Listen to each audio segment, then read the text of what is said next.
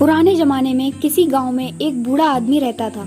उसकी शादी को 20 साल हो गए थे, पर वह औलाद की दौलत से महरूम था।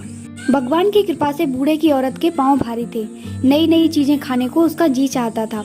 बूढ़ा भी अपनी बिसात के मुताबिक उसे खाने की चीजें लाकर देता था। एक रोज बूढ़े की बीवी को खट्टे मीठे बेर खाने की बहुत ख्वाहिश हुई। गर्मी के मौसम में बेर कहाँ मिलते हैं, फिर भी बूढ़ा बेरों की तलाश में जंगलों में भटकता रहा। एक दिन जंगलों में इधर उधर बेर तलाश करते हुए वह एक तालाब के किनारे पहुंचा तो एक बेर की झाड़ी नजर आई। बूढ़े को बहुत खुशी हुई। वह अपने दोनों हाथों से बेर इकट्ठे करने लगा। अभी झोली भर बेर तोड़े ही थे कि एक आदमखोर मगरमच्छ ने अपना बड़ा सा मुंह पानी से ऊपर निकाला और जोर से सांस खींची।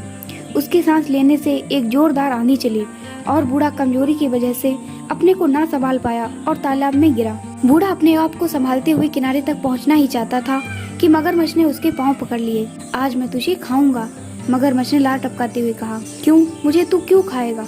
इसलिए क्योंकि तूने मुझसे बगैर इजाजत लिए मेरे बेर लिए हैं। भाई, मैं ये बेर बहुत मजबूरी में ले रहा हूँ।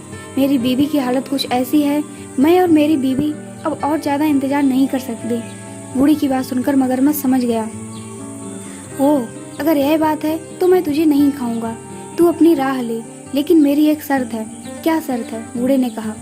अगर लड़का होगा तो तेरा और लड़की हुई तो मेरी। मंजूर कहकर वह बेरों की झोली संभालते हुए चल दिया। वह अपने दिल में सोचने लगा कि मगरमच्छ उसे फिर कहाँ मिलेगा, और अगर उसके यहाँ लड़का पैदा हुआ तो फिर तो परेशानी की कोई बात ही नहीं।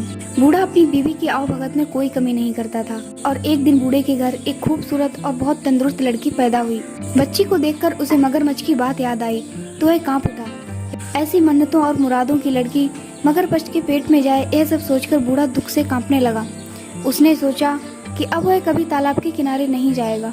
बारिश का मौसम आया और नदी में बाढ़ आ गई। मगरमच्छ पानी में बहकर तालाब से निकलकर खेत में आ गया। अब उसे आसानी से शिकार मिलने लगा। एक दिन बूढ़ा खेत से सब्जी तोड़कर ला रहा था तो रास्ते में मगरमच्छ ने उसे रोककर सवाल किया। क्यों बे बुड्ढे, मुझसे छुपता क्यों है?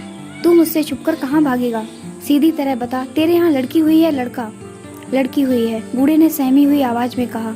तो फिर वह मेरी है। मेरी अमानत को अब तक तूने अपने पास क्यों रखा है? अपनी छोटी बच्ची को तुझे कैसे दे दूं? बूढ़े ने कहा। 14 साल पहले तूने मुझसे वादा किया था। क्या वह अब भी बच्ची है? तू मुझे अब और बेवकूफ नहीं बना सकता। मैं तुझे चैन से रहने नहीं दूंगा। देख, अगर तूने लड़की को कल ही लाकर मुझे नहीं दिया तो मैं तुम तीनों को एक एक कर खत्म कर दूंगा, मगरमच्छ ने कहा। वह मेरी बेटी है, अपना खून तुझे मैं कैसे दे दूं? लोग क्या कहेंगे? बूढ़े ने सवाल किया। लोग क्या कहेंगे वह मैं नहीं जानता। तू क्या कहता है? वादा खिलाफी करना चाहता है? मगरमच्छ ने गुस्से से चिल्लाकर कहा। नहीं नहीं, यह बात नहीं है। मैं चाहता हूँ कि मेरी बेटी को इस बात का पता न चले। मेरी लड़की को कमल का फूल बहुत पसंद है। तू अपनी पीठ पर एक कमल का फूल रखकर तालाब के अंदर पानी के नीचे बैठे रहना। जब लड़की खुशी से इसे लेने जाएगी तो इसे तू ले जाना। मगरमच्छ को यह तरकीब पसंद आई। दूसरे दिन जब बूढ़े ने अपनी बीवी को बताया तो लड़की की माँ परेशान हो गई। वह अपने आप को कोस रही थी कि क्यों उसने बेर खाने की ख्वाहिश की। आज उसकी बेटी मौत के मुंह में जा रही थी। भगवान उसे मौत क्यों नहीं देता? उसका दिल रो रहा था, लेकिन वह लड़की से कह रही थी, बेटी, कितने दिन हुए नानी के घर तू नहीं गई। वह तुझे याद कर रही है। तू आज अपने बाप के साथ नानी के घर जाएगी। 2 दिन रहकर वापस आ जाना। नानी के घर जाने की खबर सुनकर वह खुशी से नए कपड़े पहनकर तैयार हो गई थी। बूढ़ा उसे लेकर जंगल और नाली पार करता हुआ उस तालाब के किनारे पहुंचा और बेटी को तालाब के किनारे बैठा कर बोला, बेटी, तू यहाँ बैठी रहे, मैं अभी आया। बूढ़ा चला गया लेकिन वापस नहीं आया। उधर बेटी को एक बहुत खूबसूरत कमल का फूल नजर आया। वह सोचने लगी कि इतना खूबसूरत कमल तालाब के बिल्कुल किनारे खिला है, लेकिन उसे अभी तक किसी ने हाथ नहीं लगाया। हो सकता है किसी की नजर उस पर ना पड़ी हो। बूढ़े की बेटी धीरे से पानी के अंदर गई। कमल के फूल की तरफ हाथ बढ़ाते ही कमल थोड़ा आगे खिसक गया। लड़की डर कर अपने बाप को पुकारने लगी। घुटने पानी हुआ है बाबा। कमल खिसकता जाता है और फिर आगे बढ़ने लगी। कमल फिर से खिसक गया। लड़की चीख कर अपने बाप को पुकारने लगी। छाती पानी हुआ है बाबा। कमल खिसकता जाता है। बाप वहाँ होता तो जवाब देता। उसे डर लग रहा था। वह सोच रही थी कि वापस चली जाए। उसी वक्त बड़ी बड़ी लाल आंखों वाला मगरमच्छ मुंह खोले पानी की सतह पर दिखाई दिया। बूढ़े की बेटी मगरमच्छ को सामने देखकर घबरा गई और चीखने लगी, लेकिन उसकी चीख जंगल में गूंज कर रह गई और उसका बाप वापस नहीं आया। मगरमच्छ उसको अपने बड़े बड़े पंजों में पकड़कर तालाब के दूसरे किनारे एक गुफा के अंदर ले गया। और वहाँ लड़की को छोड़कर वापस आ गया। लड़की की मासूमियत और खूबसूरती को देखकर उसे खाने का इरादा उस वक्त उसने छोड़ दिया। राहगीर जो तालाब में नहाने या पानी पीने आते थे, उन्हें वह पेट भरकर खाता और उस आदमी के पास खाने का जो सामान होता उसे लाकर इस लड़की को देता। लड़की इस गुफा में पड़ी रहती, पर मगरमच्छ के डर से वह कुछ बोलती नहीं थी। इस तरह दिन गुजरते गए। चारों तरफ इस तालाब का मगरमच्छ आदमखोर के नाम से मशहूर हो गया था। डर के मारे कोई राहगीर इस तालाब की तरफ नहीं आता था। मगरमच्छ भूख से बेकरार होने लगा। उसने तालाब की बड़ी बड़ी मछलियों को खाकर खत्म कर दिया। अब वह भूख के मारे मरने लगा। जंगल की गाय, बकरी, भेड़ भी वह भूख की शिद्दत में खा गया। अब उसके डर से वहाँ कोई जानवर भी पानी पीने नहीं आता था। जब उसे जोर की भूख सताने लगी तो वह बूढ़े की बेटी के करीब आकर उसे अपनी लाल और ललचाई आंखों से घूरने लगा। बूढ़े की बेटी समझ गई कि अब उसकी बारी थी, लेकिन मगरमच्छ ने उसे उस दिन नहीं खाया। सोचने लगा कि अब उसके दांतों में धार नहीं थी, उन्हें लुहार से तेज कराने के बाद उस लड़की को खाएगा। यह सोचकर वह लुहार के पास चला गया। इधर बूढ़े की बेटी अपनी जान बचाने की तरकीब सोचने लगी। गुफा में जितने सोने चांदी की जेवरात मगरमच्छ ने लाकर रखे थे, उसने सबको इकट्ठा किया और एक टोकरी में रखकर सूखे पत्ते और छोटी छोटी लकड़ियों से उसे ढक लिया और अपने जिस्म पर कीचड़ लेपकर अपनी सूरत एक अंधी बुढ़िया जैसी बना ली और टोकरी कमर पर लादकर लाठी टेकते टेकते जाने लगी। जैसे ही गुफा से बाहर निकली, उसी वक्त मगरमच्छ आ गया और दहाड़ कर पूछने लगा, तू कौन है? बूढ़े की बेटी डर से कांपने लगी, लेकिन बाद में खुद को संभालते हुए कहने लगी, मैं अंधी बूढ़ी हूँ, हड्डियों की लड़ी हूँ। मेरे बदन में क्या है जो तू खाएगा? तू अपनी गुफा को जा, वहाँ तेरे लिए एक तंदुरुस्त लड़की मौजूद है। उसकी हड्डियाँ चबाने में तुझे मजा आएगा। मगरमच्छ उसे पहचान ना सका। उसके मुंह में इंसानी गोश्त के मजे को सोचकर पानी आ गया और वह तेजी से गुफा के अंदर चला गया।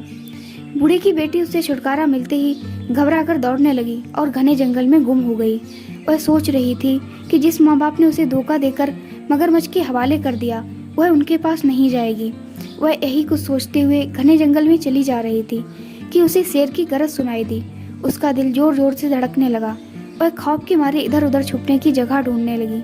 इतनी देर में एक हाथी के बराबर ऊंचा और बड़ा शेर उसके सामने आ गया। डर के मारे वह सामने एक बड़े बरगद के दरख्त के तने से चिपट गई और रो रो कर मजबूरन दरख्त से दरख्वास्त करने लगी, ऐ दरख्त, तू फट जा, मैं तुझ में समा जाऊं और तू बंद हो जा। यह सुनते ही दरख्त सचमुच फट गया और वह उसके अंदर चली गई और दरख्त बंद हो गया। एक दिन एक राजकुमार शिकार करने के लिए उसी जंगल में आया। वह दातून के लिए एक साग काटने लगा कि उसके कानों में ये आवाज आई, राजकुमार, धीरे काट, कहीं मेरी आंख फूट न जाए, मेरी नाक कट न जाए, मेरा हाथ टूट न जाए। यह सुरीली आवाज सुनकर राजकुमार को हैरत हुई और वह दातून लिए बगैर राजमहल वापस चला आया। वह रात भर उसी जादुई दरख्त के बारे में सोचता रहा। राजमहल में राजकुमार की शादी की तैयारियां हो रही थी। ज्योतिषी और पुरोहित राजकुमार को समझा रहे थे, लेकिन राजकुमार की बस एक ही जिद थी कि वह उसी दरख्त से शादी करेगा।